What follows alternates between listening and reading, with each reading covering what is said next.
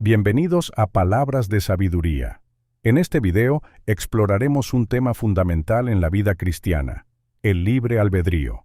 La Biblia nos enseña que Dios, en su infinita sabiduría, ha otorgado a cada ser humano la capacidad de tomar decisiones, de escoger entre el bien y el mal, y de seguir el camino que nos acerque a Él o alejarnos de su voluntad. El libre albedrío es una expresión de la libertad que Dios nos da, pero también implica una gran responsabilidad. Acompáñenme mientras examinamos 10 versículos que nos ayudan a entender mejor este concepto vital en nuestra fe. Versículo 1. En Proverbios 16:9, encontramos una verdad profunda sobre la naturaleza de la voluntad humana y la soberanía divina. El versículo dice: El corazón del hombre piensa su camino, mas Jehová endereza sus pasos. Este proverbio nos ofrece una visión clara de cómo funciona la relación entre el libre albedrío humano y la dirección divina. El corazón del hombre en la Biblia generalmente se refiere no solo al centro de las emociones, sino también a la mente, los pensamientos y las intenciones. Aquí, el versículo reconoce que es natural para los seres humanos planificar su vida, pensar en el camino que desean seguir, establecer metas y tomar decisiones sobre cómo alcanzar esos objetivos. El acto de pensar su camino refleja el libre albedrío que Dios ha dado a cada persona.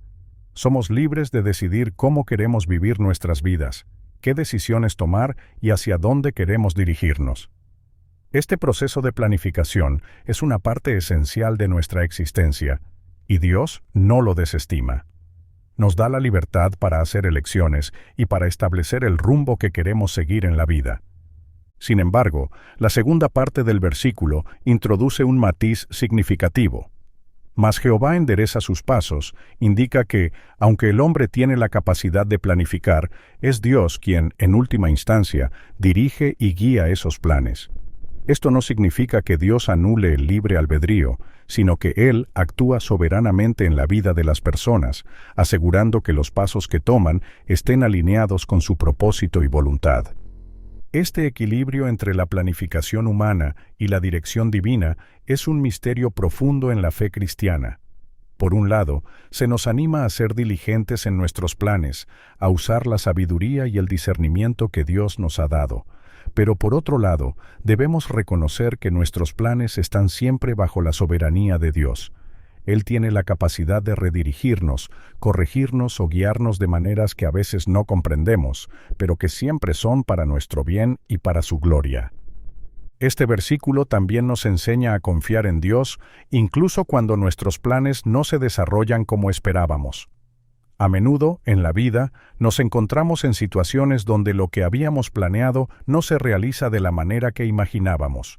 Proverbios 16:9 nos recuerda que, aunque tenemos el poder de planificar, Dios tiene el poder de guiar y enderezar nuestros pasos para llevarnos al destino que Él ha preparado para nosotros.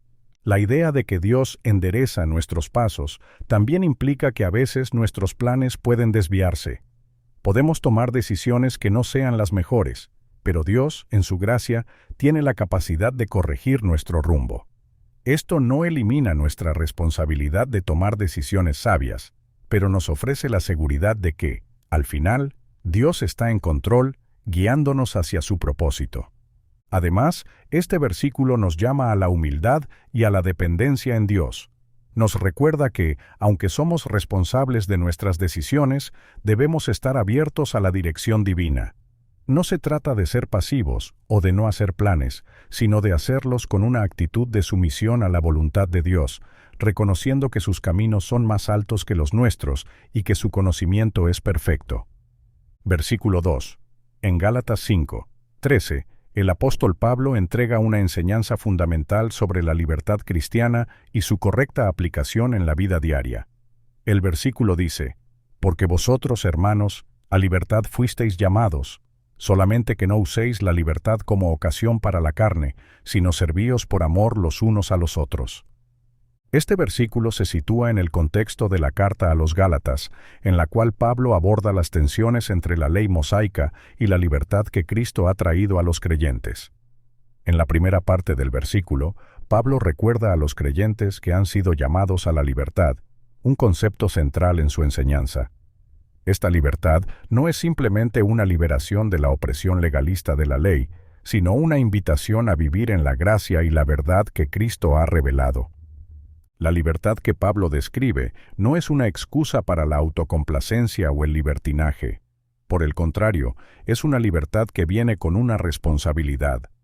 La advertencia de «no uséis la libertad como ocasión para la carne» resalta el peligro de malinterpretar o abusar de este don divino. La carne, en este contexto, se refiere a la naturaleza pecaminosa, a los deseos y apetitos que se oponen a la voluntad de Dios. Pablo advierte que, aunque los creyentes son libres en Cristo, esta libertad no debe ser utilizada como un pretexto para ceder a los deseos egoístas o para actuar de manera contraria a los principios del Evangelio. La verdadera libertad en Cristo es una libertad que se expresa en el amor y el servicio a los demás. En lugar de usar la libertad como una oportunidad para la carne, Pablo insta a los creyentes a servíos por amor los unos a los otros. Esta frase encapsula la esencia del cristianismo. La libertad que Cristo nos da, nos capacita y nos llama a servir a los demás en amor. El servicio amoroso no es una carga impuesta, sino una manifestación natural de la vida en el Espíritu.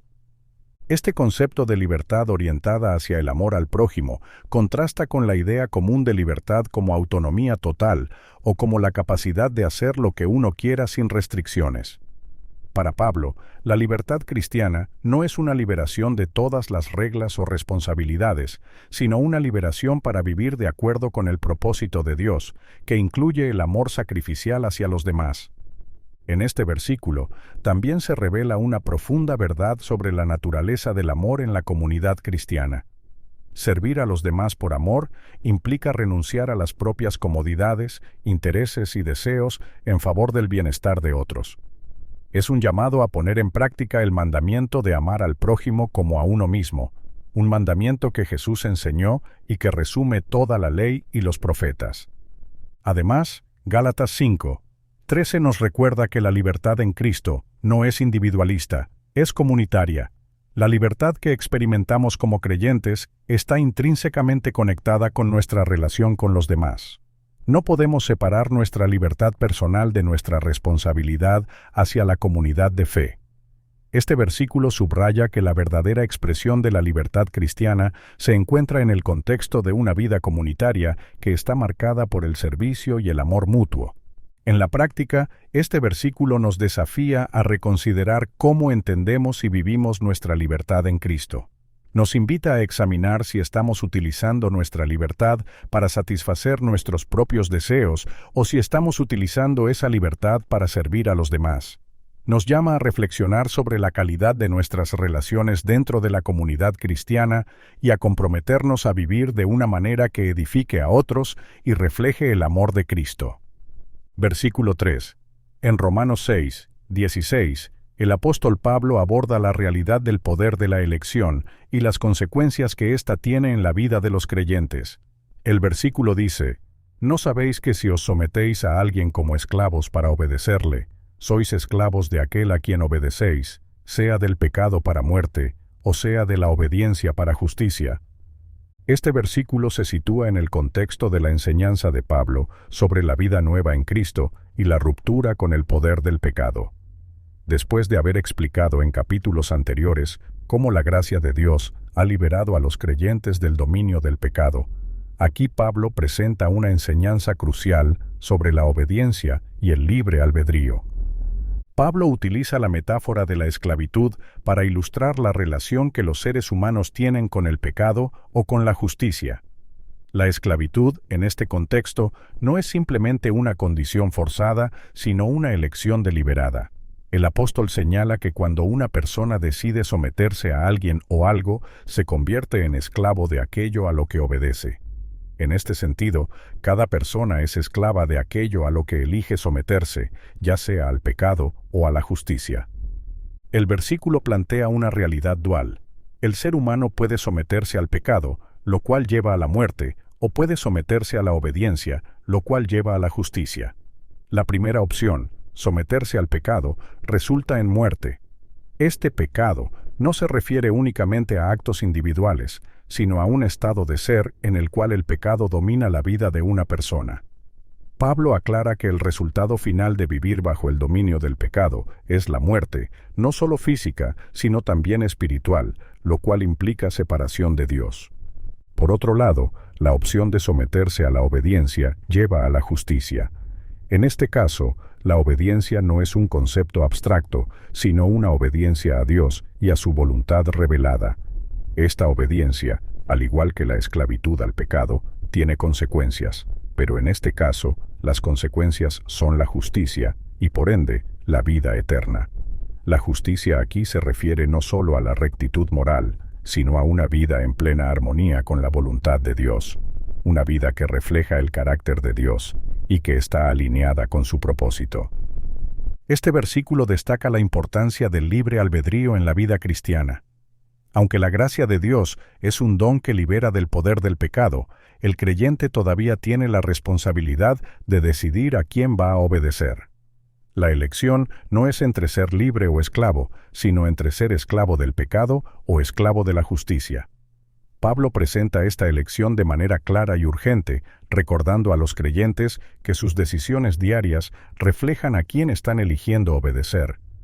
Además, este versículo nos recuerda que no hay neutralidad en la vida espiritual. Cada acción y decisión refleja una lealtad, ya sea al pecado o a la justicia. La vida cristiana, según Pablo, es una vida de continua sumisión a la voluntad de Dios, una vida en la que la obediencia a Dios es el camino hacia la verdadera libertad y justicia. Pablo también subraya la idea de que la obediencia a Dios no es una carga, sino una elección que lleva a la verdadera vida. La obediencia a Dios no es simplemente seguir reglas, sino entrar en una relación dinámica con Él, donde nuestra vida se conforma cada vez más a su voluntad y propósito. Este proceso, según Pablo, resulta en justicia, que es la manifestación de la vida nueva en Cristo. Versículo 4. En Mateo 7:13, Jesús ofrece una enseñanza crucial sobre la elección del camino que lleva a la vida eterna. El versículo dice: «Entrad por la puerta estrecha, porque ancha es la puerta, y espacioso el camino que lleva a la perdición, y muchos son los que entran por ella». Este versículo forma parte del Sermón del Monte, donde Jesús instruye a sus discípulos y a la multitud sobre los principios del reino de Dios. Aquí, Jesús presenta una metáfora poderosa para describir las dos opciones que enfrenta cada persona en la vida: una puerta estrecha y un camino ancho. Cada uno de estos caminos lleva a un destino diferente, y la elección de uno u otro tiene consecuencias eternas. La puerta estrecha representa la entrada al camino de la vida, un camino que está marcado por la fe, la obediencia a Dios y el compromiso con los principios del reino de los cielos. Esta puerta es estrecha, lo que sugiere que no es fácil de encontrar ni de atravesar. Entrar por esta puerta requiere un esfuerzo deliberado, un deseo sincero de seguir a Jesús, y una disposición a renunciar a todo lo que pueda estorbar ese camino, incluyendo las tentaciones del mundo y los deseos egoístas. El camino que sigue a esta puerta estrecha también es exigente. No es un camino de comodidades ni de aprobación popular, sino uno que a menudo implica sacrificio, negación de uno mismo y un compromiso constante con los valores del reino. Sin embargo, aunque el camino es difícil, su destino es la vida eterna y la comunión con Dios. Por otro lado, Jesús describe la puerta ancha y el camino espacioso que lleva a la perdición. Esta puerta ancha es fácil de encontrar y atravesar. No requiere ningún esfuerzo particular, y el camino que sigue es amplio, cómodo y en apariencia sin restricciones. Es el camino que el mundo ofrece, lleno de placeres inmediatos, aprobaciones temporales y la gratificación de los deseos carnales. Sin embargo, Jesús advierte que este camino, aunque atractivo y popular, lleva a la destrucción, tanto en el sentido espiritual como en el eterno. La mención de que muchos son los que entran por ella resalta la triste realidad de que la mayoría de las personas eligen el camino fácil, el que sigue los deseos y normas del mundo en lugar de los mandamientos de Dios. Este versículo es una advertencia contra la conformidad con el mundo y la tentación de seguir la corriente, recordando a los creyentes que la verdadera vida se encuentra en un camino menos transitado, uno que requiere disciplina, fe y obediencia. Este pasaje nos confronta con la realidad del libre albedrío y la responsabilidad de nuestras elecciones. Jesús no fuerza a nadie a tomar un camino u otro. En cambio, Él presenta las opciones y deja la elección en manos de cada persona. La puerta estrecha y el camino angosto representan la decisión de seguir a Cristo, con todas las dificultades que eso implica, mientras que la puerta ancha y el camino espacioso simbolizan la elección de seguir el camino del mundo, con sus aparentes facilidades, pero sus consecuencias destructivas. En la vida diaria, este versículo nos invita a reflexionar sobre las decisiones que tomamos y el camino que estamos siguiendo. ¿Estamos eligiendo la puerta estrecha, buscando vivir según los principios del reino de Dios, aunque eso implique sacrificios y desafíos? ¿O estamos eligiendo la puerta ancha, buscando la comodidad y la gratificación inmediata, sin considerar las consecuencias eternas de nuestras elecciones? Versículo 5. En Juan 14:15, Jesús expresa una verdad esencial sobre la relación entre el amor y la obediencia en la vida cristiana. El versículo dice: «Si me amáis, guardad mis mandamientos». Este versículo es parte de un discurso más amplio en el que Jesús está consolando y preparando a sus discípulos para su inminente partida.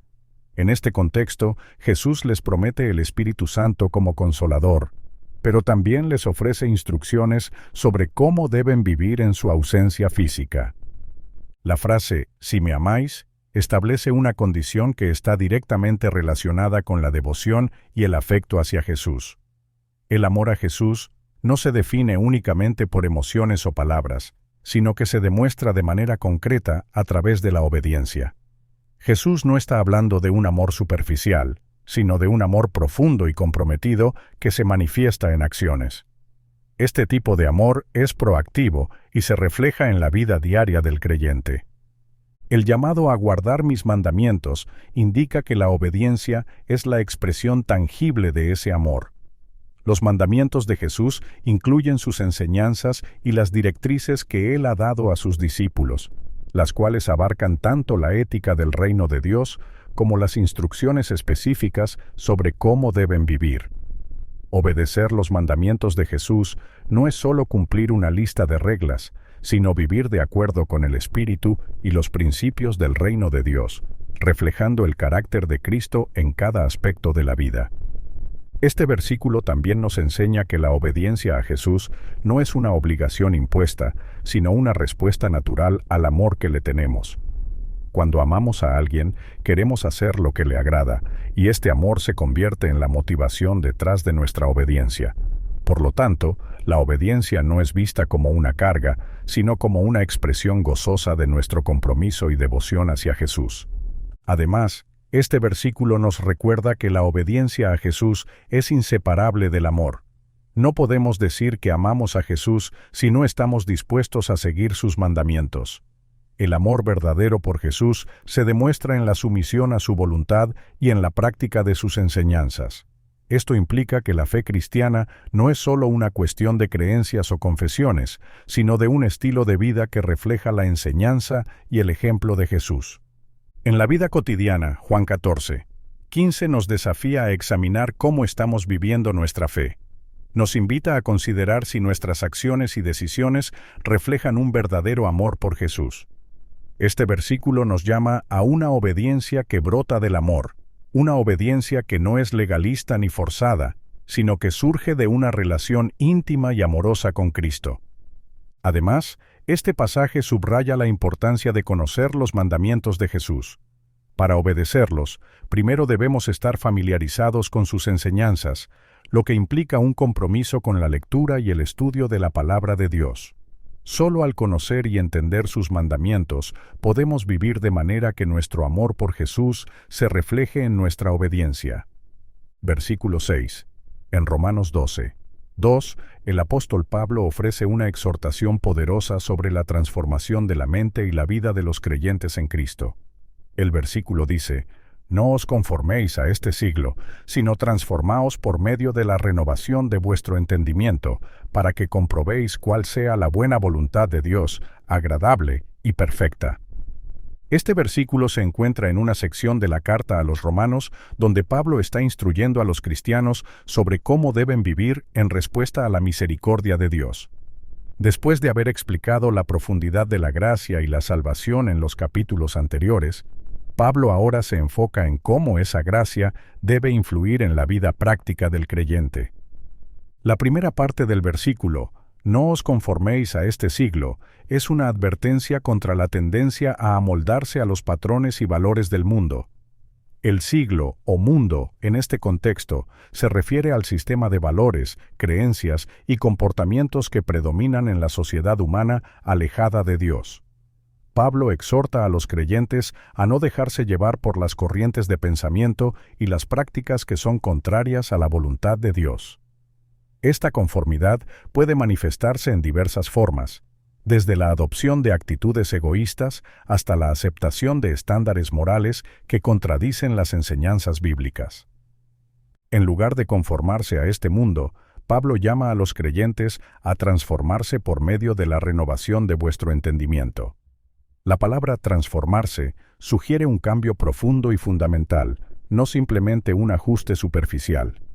Esta transformación es el resultado de una renovación de la mente o el entendimiento, lo que implica un proceso continuo de cambio en la forma de pensar y percibir la vida.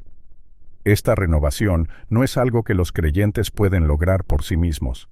Es obra del Espíritu Santo, que a través de la palabra de Dios y la oración va cambiando gradualmente los pensamientos, actitudes y perspectivas de los creyentes para alinearlas con la verdad de Dios. El propósito de esta transformación es comprobar cuál sea la buena voluntad de Dios, agradable y perfecta.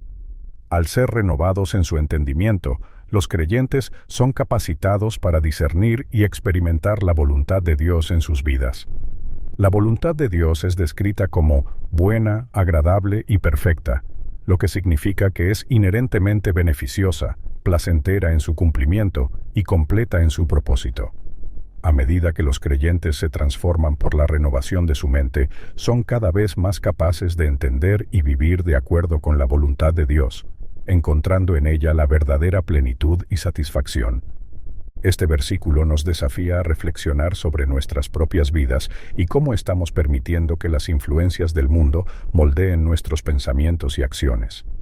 Pablo nos llama a resistir esa conformidad y, en cambio, buscar una transformación que proviene de una mente renovada por la verdad de Dios. Esta transformación no es un evento único, sino un proceso continuo que requiere un compromiso diario con la palabra de Dios y la obra del Espíritu Santo en nosotros. Además, Romanos 12:2 subraya la importancia de la mente en la vida cristiana. La batalla por la santidad y la obediencia a Dios se libra en gran parte en nuestra mente, en lo que pensamos, en cómo interpretamos el mundo y en las decisiones que tomamos. Al renovar nuestra mente, empezamos a ver la vida desde la perspectiva de Dios, lo que nos permite vivir de una manera que le agrada y que cumple su propósito para nosotros. En la práctica, este versículo nos llama a evaluar constantemente nuestras creencias, valores y acciones a la luz de la palabra de Dios. Nos desafía a no aceptar pasivamente los valores y las normas del mundo, sino a permitir que nuestra mente sea transformada para que podamos discernir y vivir de acuerdo con la voluntad de Dios. Esta renovación implica un cambio radical en la forma en que entendemos y vivimos nuestra vida cristiana, guiados por la verdad y el poder de Dios. Versículo 7. En Santiago 4:7, el apóstol Santiago ofrece una instrucción directa y poderosa sobre la relación entre el creyente, Dios y el adversario. El versículo dice: «Someteos pues a Dios, resistid al diablo, y huirá de vosotros». Este versículo está situado en un pasaje donde Santiago exhorta a los creyentes a vivir en humildad, alejándose del orgullo y de las pasiones que pueden alejarlos de Dios. En este contexto, Santiago ofrece un enfoque claro para la vida espiritual: la sumisión a Dios y la resistencia al diablo. La primera parte del versículo, someteos, pues, a Dios, es un llamado a la humildad y a la rendición completa a la voluntad de Dios. Someterse a Dios significa reconocer su autoridad, aceptar su soberanía en nuestra vida y colocar nuestra confianza en su dirección y propósito. Esta sumisión no es una actitud pasiva, sino un acto de entrega voluntaria y activa donde el creyente decide obedecer y seguir a Dios en todas las áreas de su vida.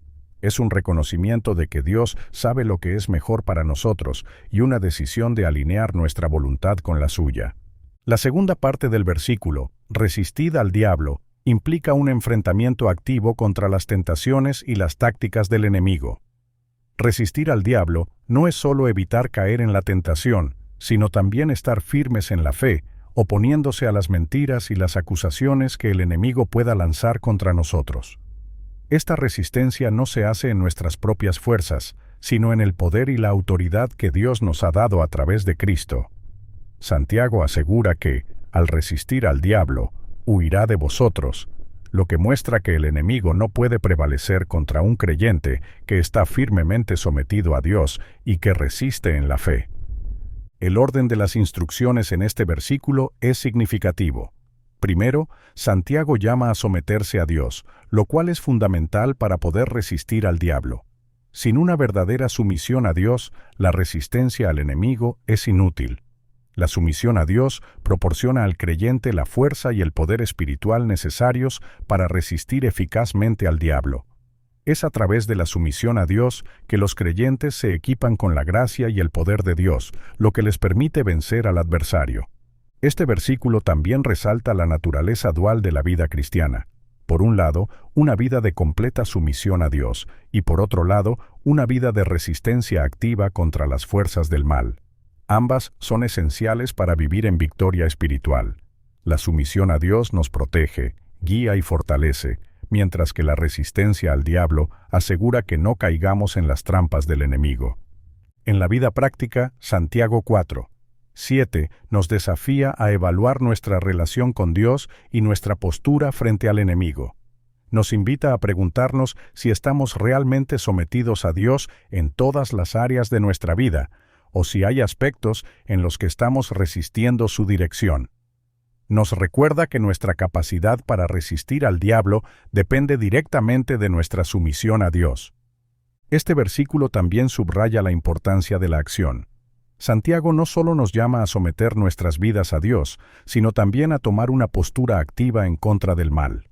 La resistencia al diablo implica estar alerta, ser conscientes de las tentaciones y usar las armas espirituales que Dios nos ha dado, como la oración, la palabra de Dios y la fe. Versículo 8. En Deuteronomio 5:29, Dios expresa un profundo deseo por la fidelidad y obediencia del pueblo de Israel. El versículo dice: ¿Quién diera que tuviesen tal corazón que me temiesen, y guardasen todos los días todos mis mandamientos, para que a ellos y a sus hijos les fuese bien para siempre? Este versículo es parte del discurso de Moisés al pueblo de Israel, recordándoles los mandamientos de Dios y la importancia de seguirlos fielmente. Después de repetir los 10 mandamientos, Moisés transmite esta declaración divina que revela el anhelo de Dios por la obediencia genuina de su pueblo. La exclamación, ¿quién diera que tuviesen tal corazón?, refleja el deseo intenso de Dios de que su pueblo tenga un corazón que verdaderamente le tema y le obedezca. Aquí, temer a Dios no se refiere a un miedo paralizante, sino a un profundo respeto, reverencia y amor hacia Él. Es el tipo de temor que reconoce la santidad y la majestad de Dios, y que motiva a vivir de acuerdo con sus mandamientos. El deseo de Dios es que el pueblo guarde todos los días todos mis mandamientos. Esta frase enfatiza la importancia de una obediencia continua y completa.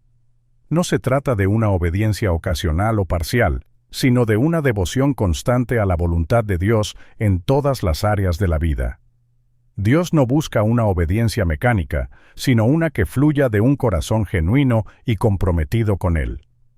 La motivación de este llamado a la obediencia es el bienestar del pueblo, para que a ellos y a sus hijos les fuese bien para siempre.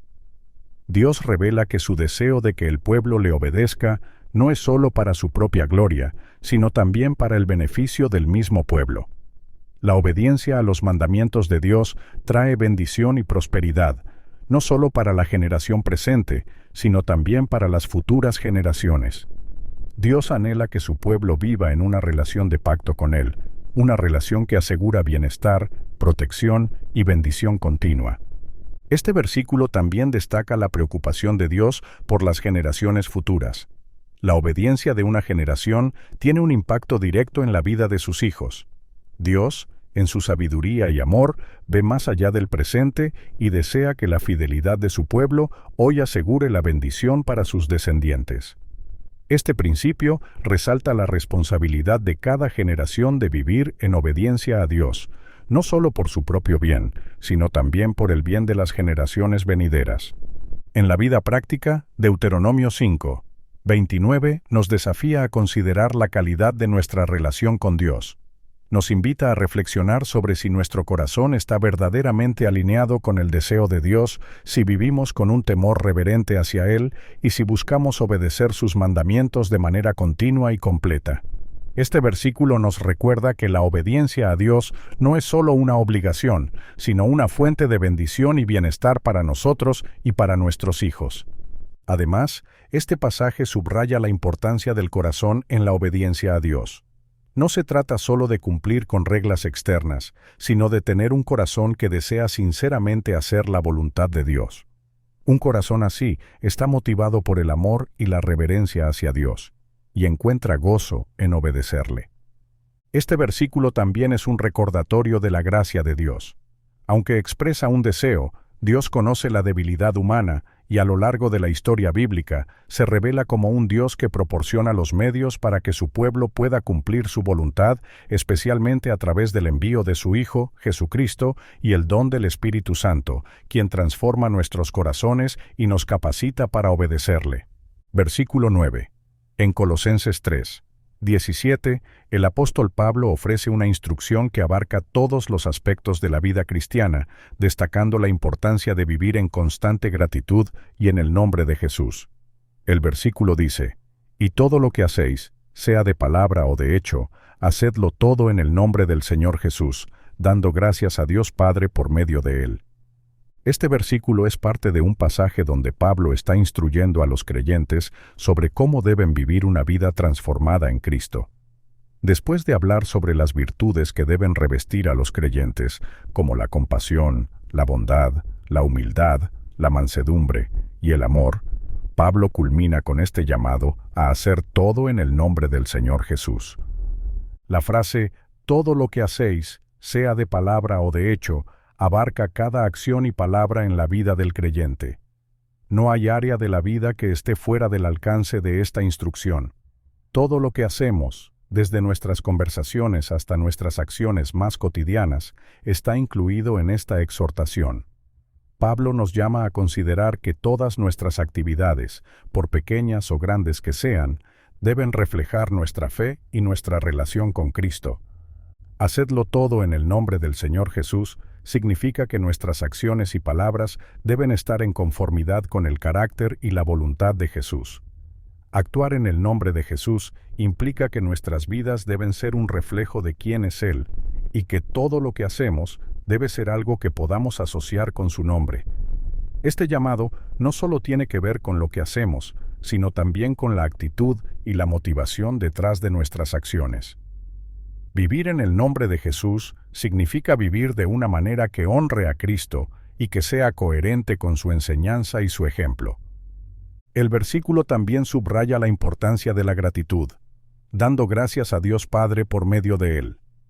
La gratitud es un elemento esencial de la vida cristiana.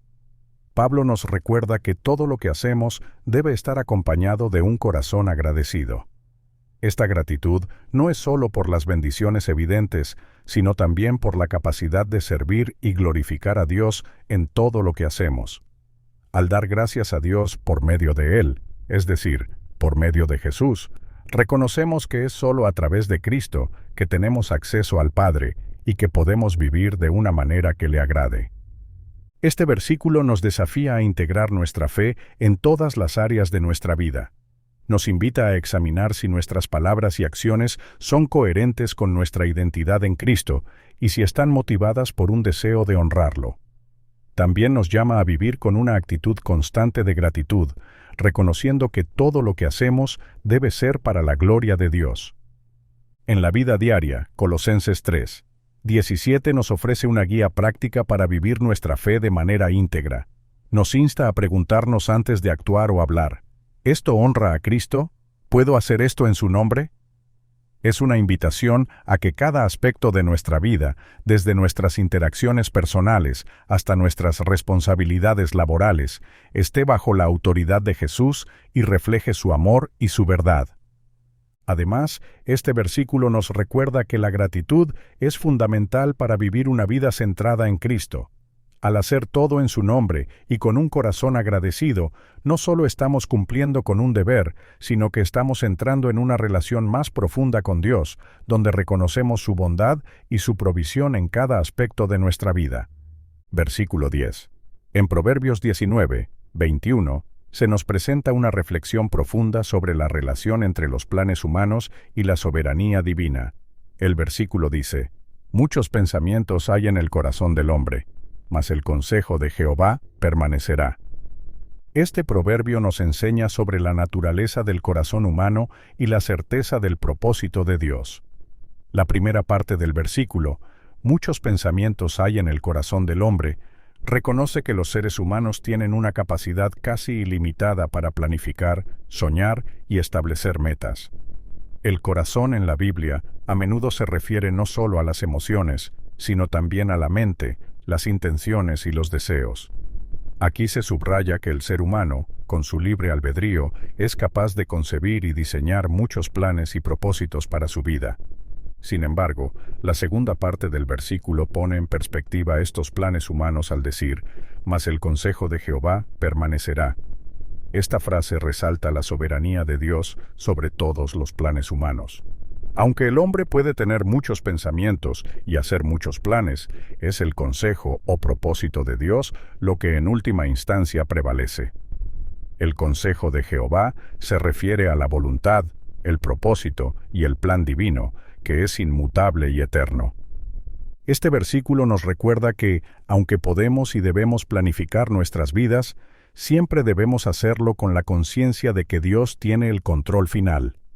No importa cuántos planes hagamos, ni cuán cuidadosamente los hayamos trazado, es la voluntad de Dios la que se cumplirá. Esto no significa que nuestros planes sean inútiles o que no debamos planificar, sino que debemos hacerlo con humildad y con una disposición a someter nuestros deseos y planes a la voluntad de Dios. El proverbio también nos ofrece consuelo y seguridad. Saber que el consejo de Jehová permanecerá nos da confianza de que, aunque nuestros planes puedan fallar o cambiar, el propósito de Dios es firme y seguro. Su voluntad es perfecta y siempre busca nuestro bien y su gloria. Este versículo nos invita a confiar en la soberanía de Dios, sabiendo que sus planes son mejores que los nuestros, incluso cuando no podemos ver el panorama completo.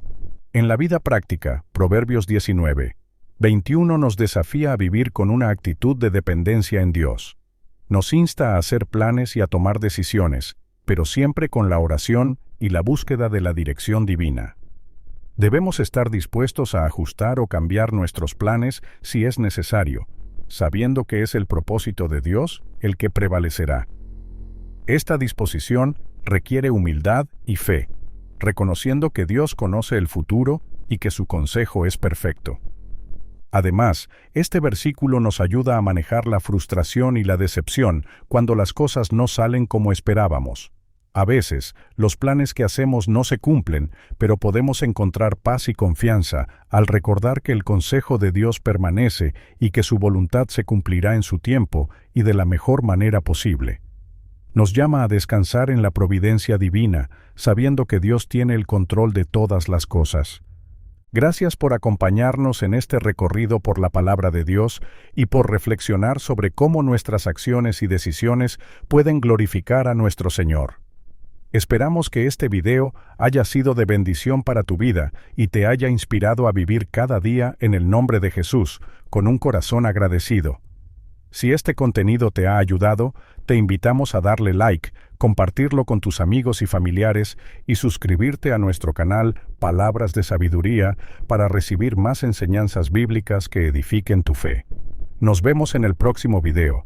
Dios te bendiga.